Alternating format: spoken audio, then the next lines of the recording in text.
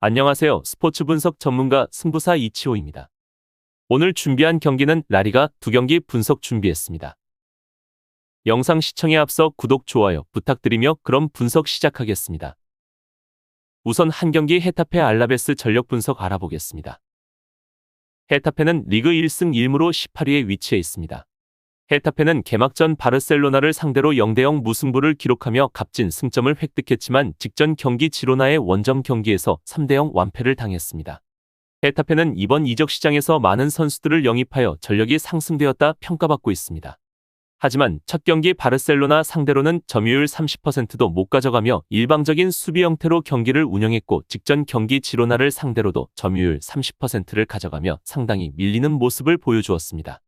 보르달라스 감독이 보여주는 전술은 확연하게 보여지는데 4-4-2 형태와 두 줄 지역 방어를 바탕으로 매우 수비적인 팀이라 평균 점유율은 40%에도 미치지 못하는 점을 확인해야 합니다. 또한 주축 공격수 마타가 첫 경기 퇴장으로 인해 지로나전에서 공격적인 전술이 낮아진 상황이었고 이런 악재로 인해 공격에서의 전개가 전혀 되지 못하는 모습이었습니다.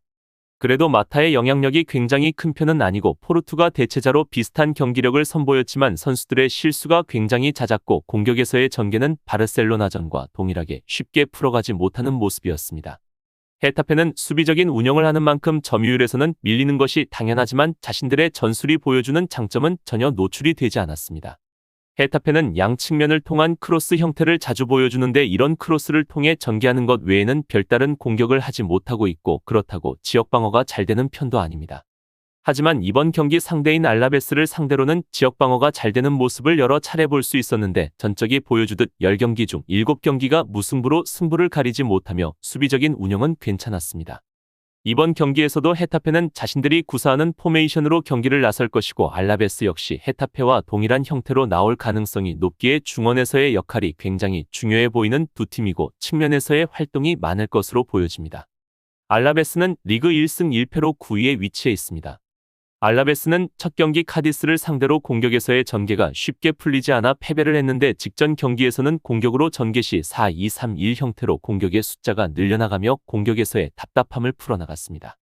하지만 여전히 알라베스의 단점이라면 공격의 숫자를 늘려나간다 하더라도 상대 페널티존 안으로 파고드는 움직임과 패스 능력이 떨어지고 첫 경기에서도 이런 약점으로 슈팅의 60%가 박스 바깥에서 시도되었습니다.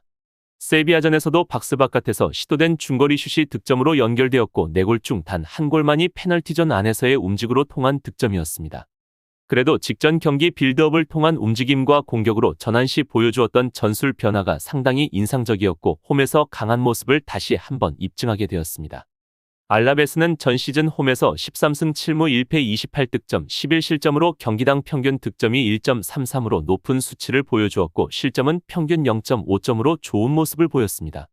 하지만 직전 경기 공격에서의 변화되는 전술 때문에 중원에서부터 페널티존까지 진입을 쉽게 허용하는 모습을 보여주었고 측면 공간이 쉽게 열리는 단점이 노출되며 3골을 헌납했습니다.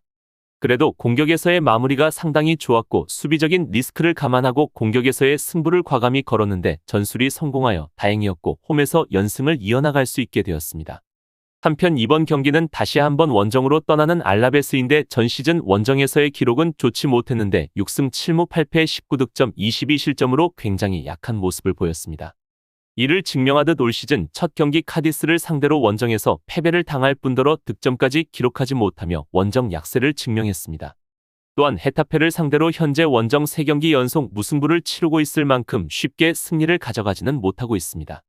알라베스는 4-1-4-1 혹은 4-4-2 포메이션을 주로 사용하는데 헤타페를 상대로는 수비적인 모습을 보여줄 가능성이 높아 보이고 상대적 두 팀이 구사하는 전술과 전력의 차이가 대등하기에 쉽게 승부를 가리지 못할 것으로 예상됩니다. 한편 팀의 부상자로는 시메오네가 부상 중이고 그 외 특별한 부상자는 없어 다행인 알라베스입니다. 결론을 말씀드리면 두 팀의 최근 10번의 맞대결에서는 2승 7무 1패로 알라베스가 살짝 우위를 점하고 있습니다. 하지만 두 팀은 최근 6번의 맞대결에서는 승부를 가리지 못하고 모두 무승부를 기록했습니다. 두 팀이 보여주는 팀의 전술과 전력이 대등하기에 계속해서 승부를 가리지 못하고 무승부로 경기를 마치는 두 팀입니다. 이번 시즌도 두 팀은 보유하고 있는 전력과 전술이 비슷하기에 승부가 쉽게 가리지 못할 가능성이 높아 보이고 이번 경기는 알라베스의 홈이 아닌 헤타페가 홈이라는 이점을 가지고 있기에 더욱 승부를 예측하기 어렵습니다.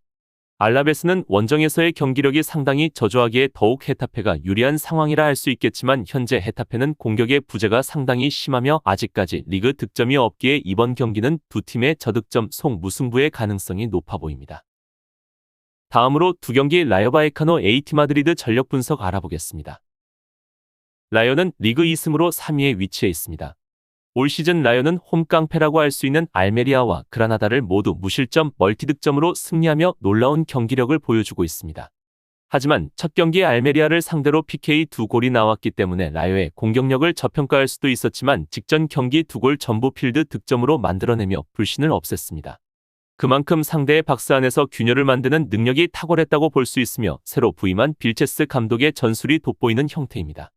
또한 라요는 기본적인 400의 형태 속 공격으로 전환 시 4-1-3-2 형태로 밀드필더 진들의 활동량이 많고 특히 빠른 공수 전환을 바탕으로 롱볼 패스가 굉장히 많은 팀으로 이런 롱볼로 인한 득점이 2점대로 굉장히 높은 팀입니다.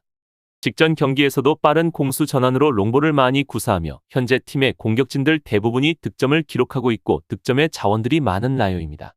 하지만 라요는 약점이라면 공격으로 전환 시 중원의 공간이 쉽게 열리는데 현재 치렀던 두 경기에서 모두 중원의 공간이 쉽게 열리며 상대의 슈팅까지 허용하고 위험적인 상황이 연출되었습니다.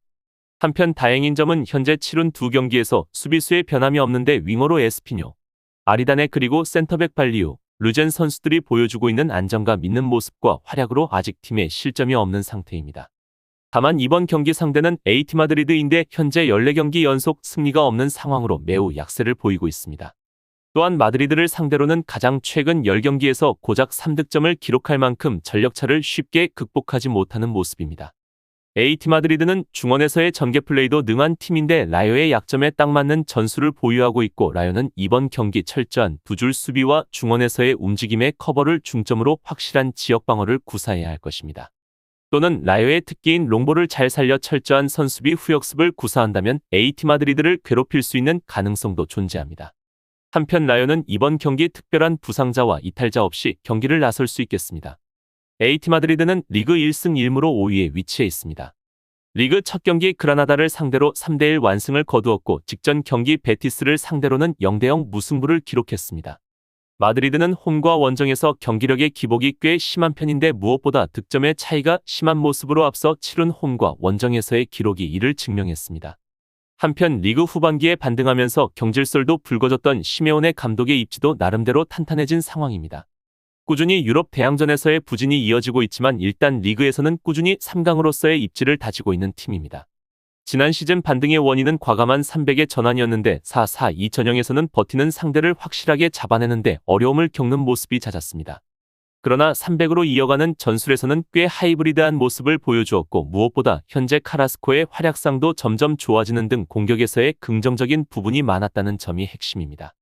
일단 그리즈만의 활약상은 이번 경기에서도 기대를 해볼 만한데 투톱의 나머지 공격수들이 고민인 상황으로 모라타의 득점 기록은 사실상 저조하다라고 평가를 받을 정도로 순도가 부족한 모습을 보여주고 있습니다. 그래도 이번 경기는 상대 전적에 매우 우위에 있는 라요를 상대하고 또한 라요의 약점을 정확히 공략할 수 있는 전술을 보유하고 있습니다. 우선 카라스코의 측면 움직임으로 상대의 측면과 중앙에서의 침투 공간을 열어줄 수 있는 능력을 가지고 있고 빈 공간으로 침투하는 그리즈만과 데파이가 득점을 기록할 수 있는 능력을 가지고 있기에 전력상 우위를 점하고 있습니다. 다만 직전 경기처럼 중원이 꽉 막혀버리고 측면에서의 움직임에 발목을 잡힌다면 역습 한 방에 무너질 가능성도 충분히 존재합니다. 하지만 라요는 베티스처럼 4-2-3-1의 전술을 완벽하게 소화해내지 못하고 AT 마드리드를 상대로 쉽게 경기를 풀어내지 못하기에 점유율은 AT가 우위를 점하며 경기 리드를 잡아갈 것으로 예상됩니다. 한편 팀의 부상자는 코케 선수와 카라스코가 약간의 통증을 보여주고 있어 이번 경기 출전이 불가할 수도 있습니다. 결론을 말씀드리면 두 팀의 10번의 맞대결에서는 8승 2무로 AT 마드리드가 압도적 우위를 점하고 있습니다. 또한 기간을 늘려 19경기를 보면 15승 3무 1패로 단 한 번의 패배만을 기록하고 있을 정도로 우위를 보이고 있고 마지막 패배는 2013년도로 아주 오래전 기록입니다. 현재 라요는 리그에서 보여주는 흐름이 굉장하지만 AT 마드리드를 상대로는 전력적 부족함이 보여지는 것은 사실이며 AT 마드리드를 상대할 전술이 완벽하지 않다는 점이 가장 큰 문제점입니다. 따라서 이번 경기는 AT 마드리드의 우세가 느껴지는 경기입니다. 이상으로 8월 29일 라리가 두 경기 분석 마치겠습니다. 지금 보신 분석 영상에서는 최종 조합픽을 드리지 않습니다. 초안 분석 내용이며 더욱 세밀한 분석 자료와 최종 조합픽은 가족방에서 무료로 제공해 드리고 있습니다. 프로토가 처음이신 분들 혹은 프로토를 좋아하는데 적중률이 낮으신 분들께서는 주저하지 마시고 전문가의 도움으로 수익률 극대화하시는 것을 추천드립니다. 프로토는 단지 운으로 하는 게임이 절대 아닙니다. 모든 분야 전문가들이 존재하듯 프로토도 전문가들이 존재합니다. 경기 전 다양한 분석 자료 확인은 필수이며 가장 중요한 정보력이 수익의 80% 이상 지분을 차지하고 있습니다. 수익률을 극대화하고 싶으신 분들께서는 무료 정보방 참여하셔서 즐길 수 있으니 영상 아래 고정 댓글 클릭하셔서 참여하시면 됩니다. 시청해주셔서 감사합니다.